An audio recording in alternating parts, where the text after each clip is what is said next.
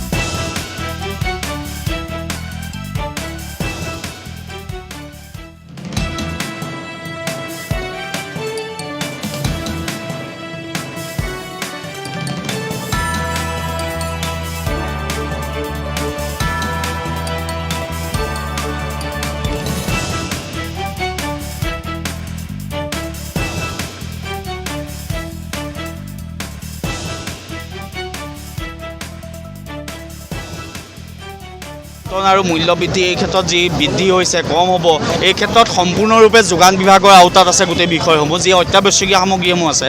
বাকী অসম চৰকাৰৰ আওতাত থকা যিসমূহ বিভাগ আছে, এই বিভাগসমূহে কিন্তু কোনো ধৰণৰ ব্যৱস্থা গ্ৰহণ নকৰাৰ কাৰণেই মূল্য বৃদ্ধি হৈ আছে। আৰু এই মূল্য বৃদ্ধি ৰোধৰ কাৰণে চৰকাৰৰ কোনো সদিচ্ছা নাই।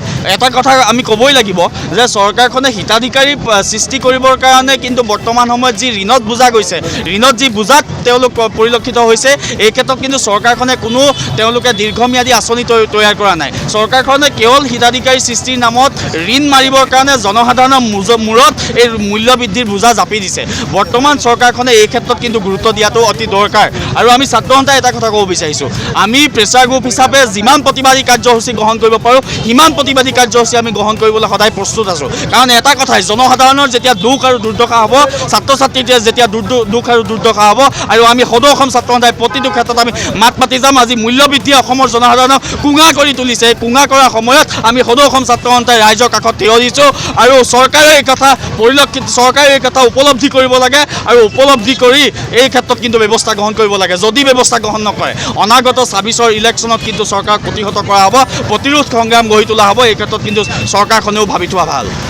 মূল্য বৃদ্ধি হৈছে আৰু এই মূল্য বৃদ্ধি ৰোধ কৰিব নোৱাৰি বিভাগটো আমি সঁফিয়নি প্ৰদান কৰিছোঁ, আৰু অসম চৰকাৰখনক আমি সঁফিয়নি প্ৰদান কৰিছোঁ। অনাগত দিনত যদি তেওঁলোকে এই ক্ষেত্ৰত কোনো ধৰণৰ ব্যৱস্থা গ্ৰহণ নকৰে, আমি আচলতে অত্যাৱশ্যকীয় খাদ্য সামগ্ৰী, জীৱন দায়িনী শিশু খাদ্য, ইন্ধনজাত সামগ্ৰীকে আদি কৰি যি অভাৱনীয় হাৰত মূল্য বৃদ্ধি হৈছে, তাৰ প্ৰতিবাদত আজি সদৌ অসম ছাত্ৰ সন্থাৰ আহ্বানত আমি সদৌ যোৰহাট জিলা ছাত্ৰ সন্থাই প্ৰতিবাদী কাৰ্যসূচী গ্ৰহণ কৰিছোঁ। আৰু এটা কথা আমি আপোনালোকৰ সংবাদ মাধ্যমৰ যোগেদি স্পষ্ট কৰি দিছোঁ যে এইখন চৰকাৰে হিতাধিকাৰীৰ চমক সৃষ্টি কৰিবলৈ যিদৰে ঋণত পুত গৈছে আৰু জনসাধাৰণৰ মূৰত মাধ মাৰ দিছে, এইটো কথা কোনো কাৰণে গ্ৰহণযোগ্য হ'ব নোৱাৰে। আৰু এটা কথা আপোনালোকৰ আগেদি পুনৰ জনাব বিচাৰিছোঁ, যদি এইখন চৰকাৰে জনসাধাৰণক সকাহ প্ৰদান কৰিব নোৱাৰে, আমি ভৱিষ্যতলৈ ইয়াতকৈ তীব্ৰ গণতান্ত্ৰিক আন্দোলন গঢ়ি তুলিবলৈ বাধ্য হ'ম। সদৌ অসম ছাত্ৰ সন্থাৰ আহ্বান মৰ্মে আজি সমগ্ৰ অসমৰ লগতে সদৌ যোৰহাট জিলা ছাত্ৰ সন্থাৰ উদ্যোগত আজি এই যোৰহাট সদৰত আমি বিক্ষোভ কাৰ্যসূচী লৈছোঁ। বিক্ষোভ কাৰ্যসূচী ইয়াৰ বিৰুদ্ধে লৈছোঁ যে অসমত আজি যি এক মুদ্ৰাস্ফীতি হৈছে, অত্যাৱশ্যকীয় সামগ্ৰীৰ পৰা আৰম্ভ কৰি জীৱনদায়িনী ঔষধলৈকে যি এক মূল্য বৃদ্ধি হৈছে, ইয়াৰ প্ৰতিবাদত আমি এই কাৰ্যসূচী ৰূপায়ণ কৰিছোঁ। ইয়াৰ পূৰ্বেও ৰূপায়ণ কৰিছোঁ আৰু অনাগত সময়ত যদি ইয়াৰ ফলপ্ৰসূ ৰূপ নাপাওঁ আমি আৰু প্ৰতিবাদী কাৰ্যসূচী ৰূপায়ণ কৰা হ'ব। আৰু এই প্ৰতিবাদস্থলীৰ পৰা আমি এটা কথা স্পষ্টকৈ ক'বলৈ বিচাৰিছোঁ যে অসম চৰকাৰে অসমৰ যোগান বিভাগ অসমৰ জনসাধাৰণক সকাহ দিয়াৰ ক্ষেত্ৰত সম্পূৰ্ণৰূপে ব্যৰ্থ হৈছে। আজি যদি আপোনালোকে চায় যে এই সমগ্ৰ প্ৰক্ৰিয়াটোৰ পৰা যদি সবাতোতকৈ ক্ষতিগ্ৰস্ত শ্ৰেণীটোৱে হৈছে স্থিৰ বেতনভোগী শ্ৰেণীটো, অৰ্থাৎ নিম্ন মধ্যবিত্ত আৰু দুখীয়া শ্ৰেণীৰ লোকসকল। এই লোকসকলে দৈনিক যি মজুৰি লাভ কৰে, এই মজুৰিৰ পৰা তেওঁলোকে দৈনিক আজি আপুনি বজাৰলৈ যাব নোৱাৰে যে সকলো সামগ্ৰী, সকলো শাক পাচলিৰ দৰ ইতিমধ্যে 100 টকাৰ অতিক্ৰম কৰিছে। ঔষধৰ পৰা আৰম্ভ কৰি সকলো বস্তুৰে ইতিমধ্যে এটা সীমা অতিক্ৰম কৰিছে। গতিকে এই ক্ষেত্ৰত এজন নিম্ন মধ্যবিত্তৰ মানুহে, এজন দুখীয়া শ্ৰেণীৰ মানুহে কিন্তু তেওঁৰ দৈনিক মজুৰি যি 200-300 টকা পায়, সেই 200-300 টকাৰ পৰা তেওঁলোকে চিন্তিত হৈছে যে সেই পইচা তেওঁলোকে দৈনিক আহাৰ গ্ৰহণ কৰিব নে তেওঁলোকে নিজৰ সন্তানক বিদ্যালয়ৰ মাচুলে পৰিশোধ কৰিব নে তেওঁলোকে ভৱিষ্যতৰ কাৰণে সঞ্চয় কৰিব। এইটো এটা ডাঙৰ প্ৰশ্ন। গতিকে অসম চৰকাৰে যদি ভাবিছে যে অসমৰ জনসাধাৰণৰ কথা নাভাবি তেওঁলোকে যদি কণা বোবা আৰু যদি ৰূপ ধাৰণ কৰে, এয়া কেতিয়াও হ'ব নোৱাৰিব।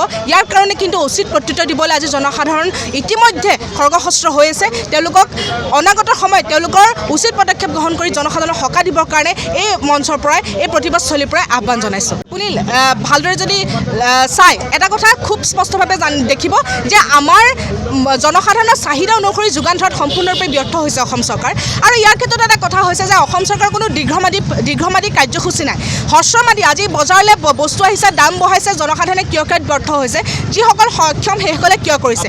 কিন্তু এটা কথা খুব স্পষ্ট যে ইয়াৰ যোগান ধৰাত কিন্তু জনসাধাৰণৰ যোগান ধৰাত কিন্তু আমাৰ অসম চৰকাৰ ব্যৰ্থ হৈছে। গতিকে চাহিদা অনুসৰি যেতিয়া যোগানটো নাথাকিব, গতিকে দাম বঢ়াটো এয়া চিৰন্তন সত্য।